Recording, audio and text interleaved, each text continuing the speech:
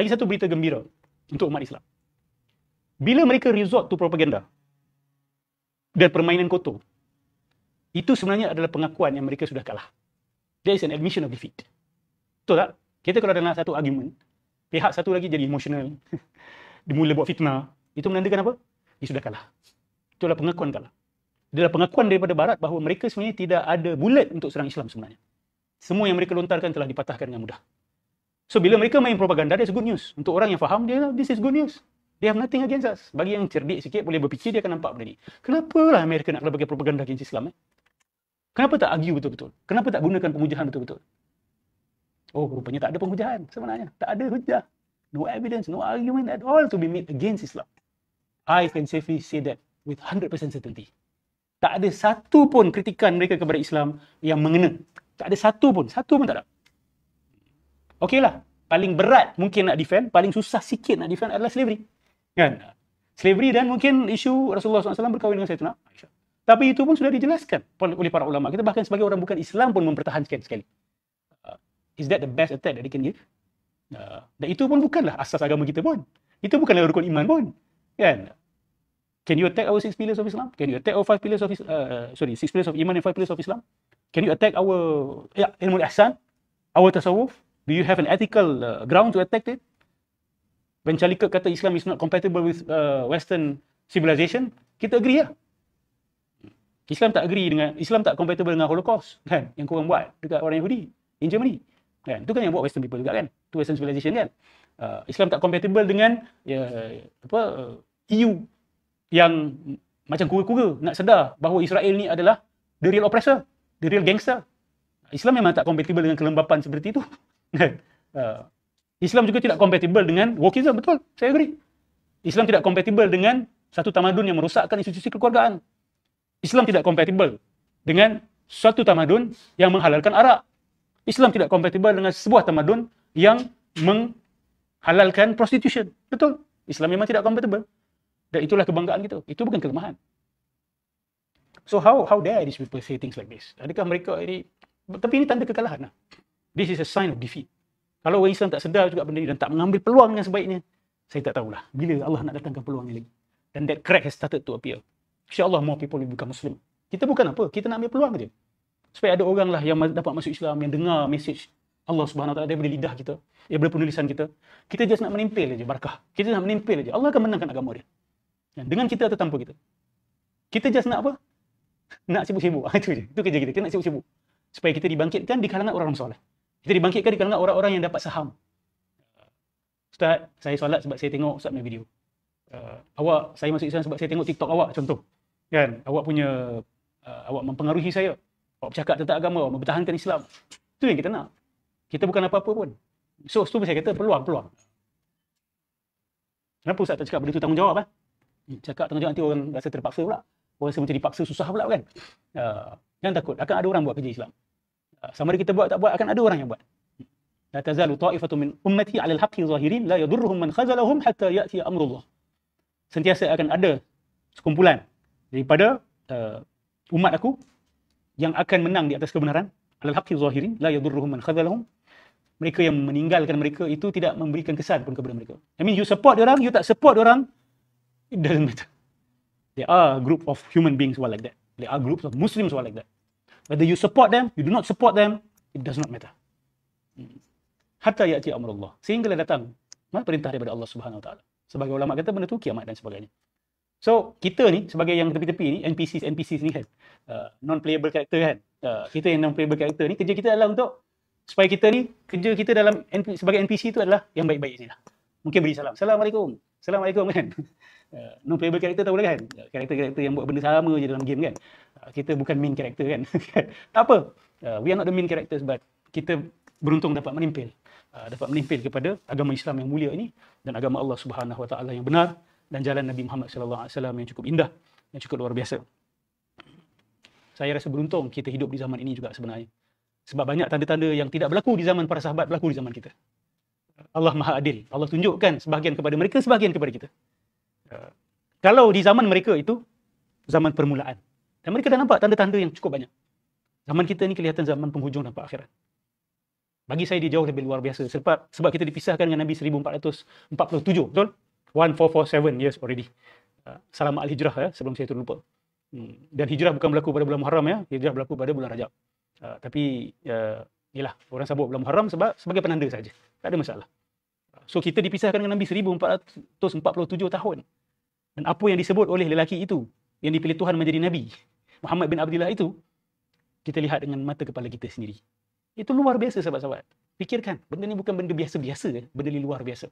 Bagi sesiapa yang datang kepada awak mengatakan bahawa ramalan-ramalan Muhammad ni biasa-biasa saja, dia bohong.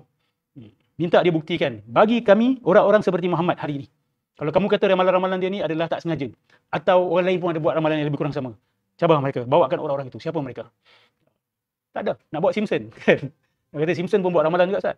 Simpson pun ada profesi juga, Ustaz. Saya pernah cerita lah benda ni. Simpson ni, dia buat banyak ramalan. So memanglah mesti ada yang terjadi. Betul tak? Saya pun kalau hari-hari buat ramalan, mesti ada yang terjadi dia. So bayangkan saya buat 100 ramalan dalam sebulan. Awak pula sebagai penyokong-penyokong saya, awak hanya petik yang jadi je. Subhanallah, Masya Allah. Ustaz Nur telah membuat 10 ramalan. Dan 10 semua ramalan itu terjadi. Padahal saya buat 100. 90 salah. Begitulah. So, contoh kalau ada 2 kandidat saja dalam pertandingan election, the chances of you being right in your prediction is 50-50. It's very high.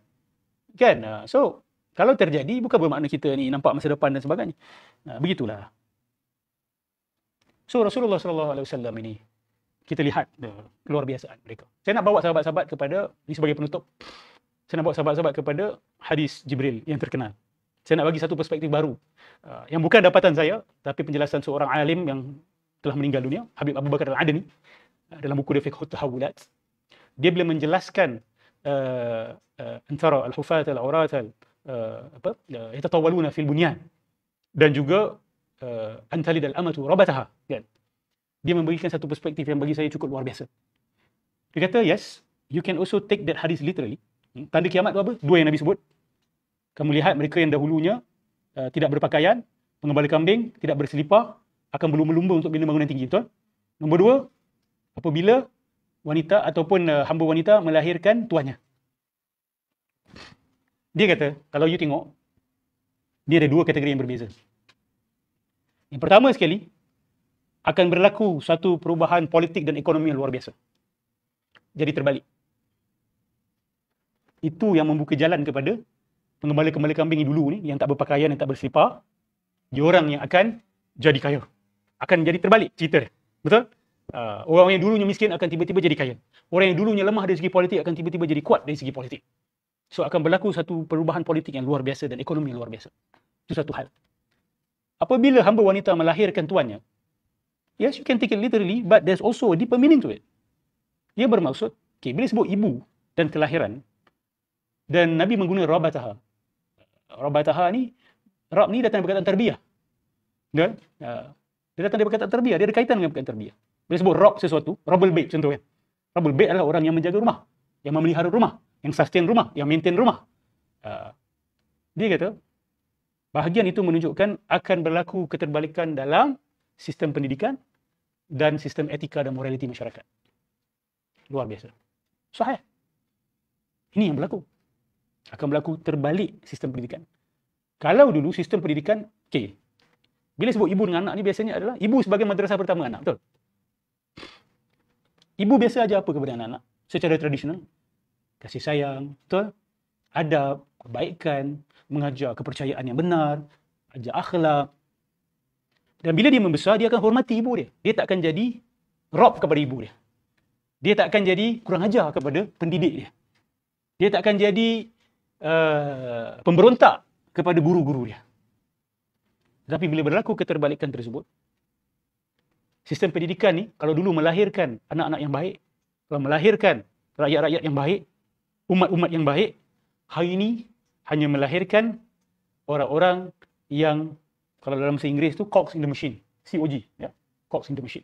Hanya menjadi satu skru ataupun satu nut dekat dalam enjin kapitalisme dunia. Pergi sekolah sebab nak kerja. Betul? Dan itu juga ditanamkan oleh ibu bapa. Sebab ibu bapa juga dididik begitu oleh guru-guru di sekolah. Yang disibukkan adalah itu. Akhirnya melahirkan anak-anak murid, melahirkan pelajar-pelajar yang kurang ajar kepada gurunya. Tidak menghormati ilmu. Yang maki saja kerja dia kepada sistem pendidikan. Antara watak-watak yang terkenal hari ini kan. Memaki hamun. Itu jadi antara dalam amat warabatah.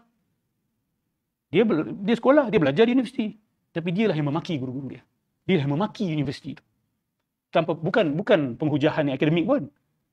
Tapi penghinaan. So akan berlaku keterbalikan. And we are living in that age. Akhlak juga akan terbalik. Orang yang berakhlak buruk akan diangkat. Orang yang berakhlak baik akan dihina dan dipandang enteng. This is what we are saying.